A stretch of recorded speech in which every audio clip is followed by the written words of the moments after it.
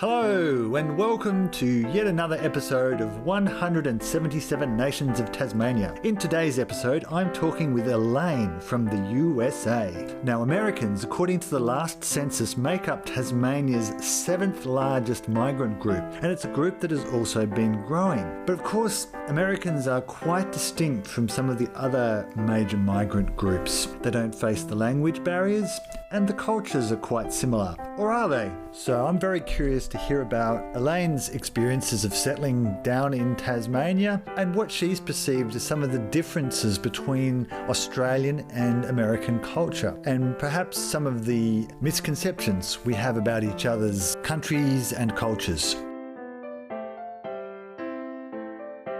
So Elaine, could you tell me when you came to Tasmania and what was the reason for you coming? We came in 2013. We had been living in Melbourne for nearly 19 years. My husband is a philosophy professor, and at the time he was working at Monash University, which is quite different from in both the city and the university and the general feel of the place from here. And he was debating for quite a while about whether to make that kind of change and come here. And I was all for it because I was ready for a change in my own professional life as well, to move from book editing to doing some writing of my own. And sometimes psychologically we feel that a physical change of place is more conducive to making that kind of huge lifestyle change. So we did so, and we've both been quite happy that we did.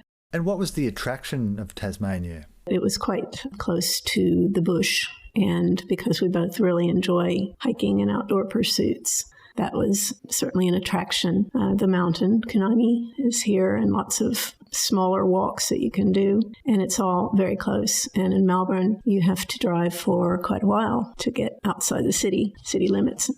Yeah. It's hours of driving to get outside of Melbourne in some cases. Yes. But what were the circumstances behind you getting the opportunity to come to Tasmania? Well, there happened to be a vacancy at University of Tasmania. They needed a senior staff member in philosophy, and it seemed to be the right kind of move at the time. Melbourne, well, I'm not here to talk about Melbourne really, but it certainly is quite a amenable city as well. There's a lot of culture, a lot of music, a lot of jazz, if you want to listen to jazz. There's a buzz, there's a vibe, but we were just ready for a slightly more manageable kind of way to live, I guess. We came to Australia in 1994, having been in the UK for 2 years before that. Okay. And so we haven't actually lived in the United States since 1992. We were in the habit of still are in the habit of going home for Christmas pretty much every year, because both Dirk and I are only children, and we have quite small families and quite a few dear friends, and we typically spend the holidays there. But as far as living, we've been expats really since 1992. I suppose in the back of my mind, I entertained the idea that, we'll stay in England forever, but it's expensive and it's not all that easy to get around, I guess. Mm-hmm. I mean, we got around a lot on weekends on the trains, which were great at the time, but we didn't have a car. Mm. Dirk's mom came to visit once and we hired a car, but it did feel in many ways kind of temporary. Mm-hmm. So I went back and forth between thinking, we could stay here forever, and thinking, look, it's just not really realistic. And also, publishing is not the highest paid industry in the world, and nor is academia at the junior levels at that time and that place. Yep.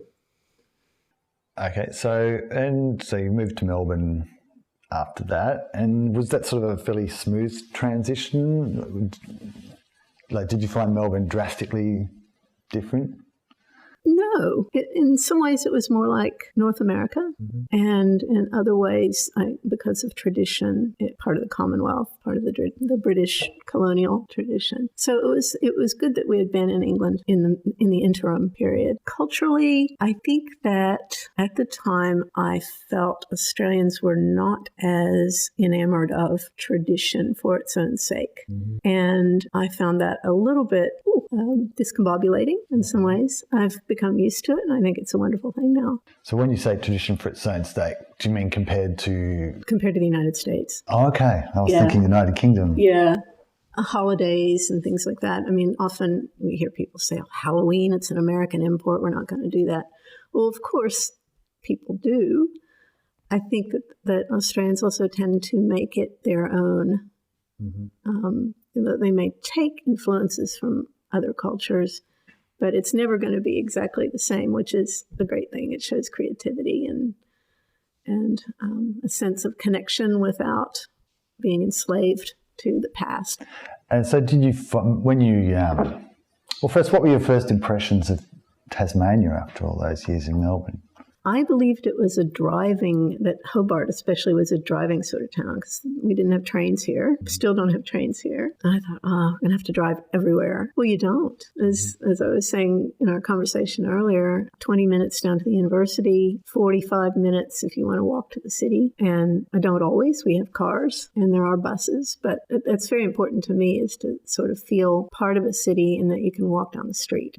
One thing that I have noticed is you will see somebody you know, no matter where you go in Hobart. And that's quite nice. It has that feeling of a small town without being provincial or rural or backward or anything like that. It's friendly. It's a close kind of community.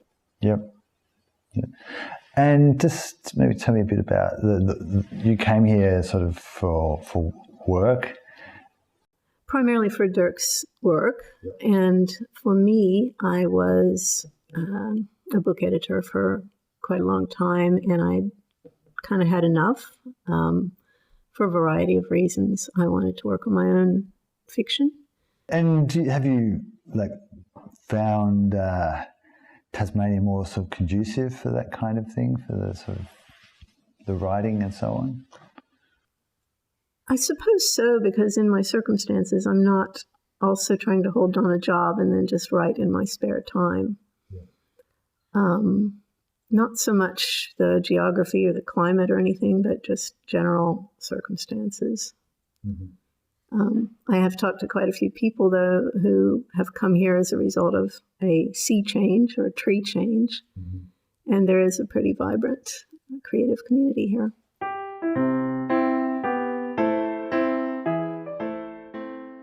So where did you grow up in the States? I grew up in a very small town in southern Ohio. So in some ways, the small town aspects of Hobart are familiar. Much, much smaller, though. We're talking 7,000 people rather than 250,000 people. Went to university at the largest university in Ohio, the Ohio State University, which is very different and very good. It's not what I'd call the most diverse college campus in the U.S., but it certainly was compared to smaller areas, smaller towns and farming communities and industrial places that had more jobs 40 years ago. Obviously small town, but could you maybe tell me a bit more about what kind of place it was, what it was like growing up there?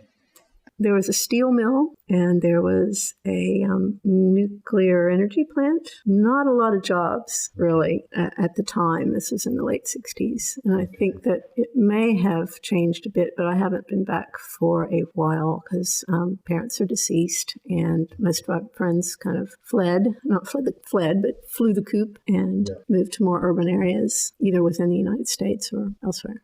Because I guess isn't Ohio part of the... what they call the Rust Belt in the US. Definitely.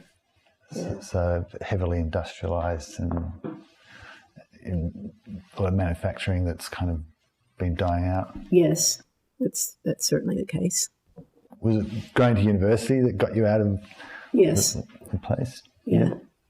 And was that kind of a big kind of, I imagine that was quite a big cultural change Yeah, I think so. Just because at the time I was not really keen on knowing everybody in the same community. I mean, I think as you grow up and you mature and you realize the benefits of that, there's a kind of taking care of one another, which is a very good thing. But I just enjoyed traveling and seeing different things and meeting different people. I guess it's a perception that Australia and America are quite similar in a lot of ways. So in what ways have you found that we're similar, and what have you found that there are noticeable differences? Similar in, I think, a kind of, I mean, I mentioned friendliness earlier, but I think that friendliness is something that we share, and generosity. Major differences, I think in some ways Americans want to set themselves apart and say we're special. And Australians don't make such a big point of it because we've got, sure, we're special. Do we need to prove it, right? And have there been any other cultural differences that you've become aware of from living here that maybe you didn't sort of think of previously? There's, I'm not sure this counts as a cultural thing, but the healthcare thing, the fact that, I mean, yeah, liberal governments and Labor governments to some extent have been chipping away at what's really has been a very good universal healthcare system here in Australia, but it's still light years ahead of what people who have my educational and economic classification can expect. I mean, insurance, private health insurance, when I go to the doctor and they say, do you have private health insurance? I say, no, heavens no. I pay taxes. I am happy to pay taxes. And I want everybody to have good medical care and to be able to, if you need surgery, to be able to get it without waiting 5 years. And these things I think Australians still realize that this is important to keep, but we need to be vigilant on that. Oh, another difference. Pumpkin. Okay. There is a huge difference in how Australians and Americans regard pumpkin. Okay. So in Australia, it's a vegetable. You can roast it, or you can make soup out of it. You can curry it. You can do all kinds of things with it, except pie. And in America, that is what we do with pumpkin, and that's pretty much all we do with pumpkin. We make pumpkin pie, which is a delicious thing to eat. I grew up on pumpkin pie, But in Australia. Yeah, but that's because my grandfather used to make it, and he spent 2 years in Pasadena, in California, and he learned to cook in America, and he did all the cooking when we visited my grandparents. Right. I made pumpkin pie. My mum always made pumpkin pie. But did they use a real pumpkin? Yeah. Well, there you go. That's different too. You didn't get it in a tin. Oh, really? You got to get it in a tin. Okay. Otherwise, you have to cook the pumpkin, take the peel off, and get the seeds out, which is all quite interesting and fulfilling and very satisfying in some ways, but it's different. Yeah, I wouldn't even know where to get the can you get that in Australia? You have to go to Melbourne and go to a grocery store called USA Foods. Oh, okay. If you want. That's specialised. Yes. Made me think of another common perceived difference is in religion and just the role that it plays. It seems to be far more important in America. Oh, yes, definitely. And people who have no religious belief at all, that's just perfectly acceptable here. It is less so in the United States. I mean, I think, of course, there are people who are atheist or simply not particularly religious, but they're not quite as vocal about it. Yeah. And there is, I think, quite a bit of pressure to be either part of a church community or a religious community. If you're Jewish, a religious community, okay, identify as people of particular faith. And you don't see that much here. There's the talk of God in the United States is ubiquitous. Of course, a lot of Australians, because we have very close connections between Australia and the United States on many different levels, and Australians often have quite, I don't know, strong views. That's not the right word, but perceptions. Yeah, perceptions. Very particular perceptions about the United States. What are some, and I'm sure you've come across some of those. What do you think? Do you think Australians have an accurate perception of America and Americans? I think it depends on whether they have traveled there or whether they're getting their information from television. And even traveling, you're not going to meet everybody. Hopefully, you're going to meet some of the more kind and hospitable and interesting people. If you watch TV, you think that there's quite a lot of violence. Unfortunately, there is. That's not entirely wrong. What have people been surprised? I think some Australians have thought Americans are all quite wealthy, and that's certainly not the case. There's a vast, vast gap. There's a few very rich people. There's quite a few people who are working hard and getting by very well. I don't think it's ever entirely secure in the United States. Yeah. You might want to take my views with not a grain of salt, but a little bit of salt, because, like I said, I haven't lived there for quite a long time. Yeah. But I do go back a lot, and I'm sometimes quite shocked by the disparities in income and opportunity. Apart from the fact that Americans are supposedly wealthy, are there any other common misconceptions maybe that you've come across that people have asked me about? Yeah. I have had people say, do you see kangaroos walking down the street? Well, actually you do in Hobart, but at the time I was living in Melbourne, so I had to say no. And then friends came to visit, and they were sort of very keen to see the wildlife. And we go out into the bush and look. Didn't always see the wildlife. But I think many Americans don't realize that just how urban a society it is here. Yeah, actually more urban than the United States. Yeah. Really. Yeah. There aren't as many little towns kind of scattered. Yeah. I think something like 90% of our population is in the urban centres. Mm-hmm. Yeah. But narrowing it down to, what about Tasmania? No doubt you communicate with friends in America. What's their perception of Tasmania as far as... Well, our friends now know that Tasmania is a state of Australia. It's not its own country.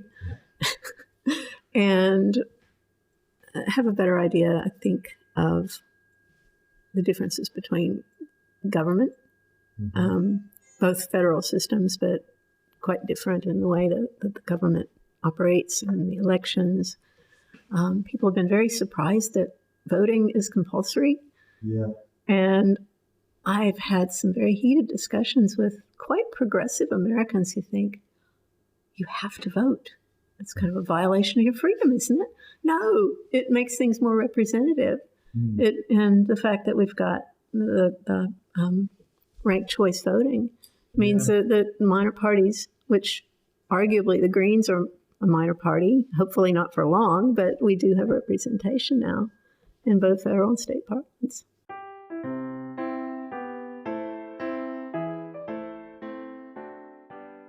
Living in Australia, having maybe changed your outlook on some aspects of American society? Yeah, some cultural things. Back in Melbourne, I was, I think, at a party, and there were quite a few people there who are actors in the arts, and this, that, and the other. And someone happened to casually mention, for that period of time when I was on the dole. Mm-hmm. And I went, on the dole, you're admitting it. And it became clear that it was sort of like a temporary measure, because you don't get acting jobs every week. There are periods of time where there's nothing on, but there was no shame about saying, look, sometimes many people need to use a safety net. Mm-hmm. And that was quite a revelation for me. Okay. To look on it as something that it's something we should have. It's something we should all contribute to. And it's something that people shouldn't be ashamed of using, because, we need the arts. Yeah. So that would be different in that conversation would be different in the US? Well, look, I don't know that many people who are in the arts only in the US, but this is just me. I know people who teach arts and drama and theater and film and things in universities, But I don't personally know that many people who are doing that. And the people I have met had other jobs and were scraping to keep it together. And I think there is a kind of a not a true desperation, but there's a stigma attached to utilizing what remains of any kind of safety net in the U.S. What are some aspects in Australian life or society that America could adopt in a positive, or America could benefit from knowing more about?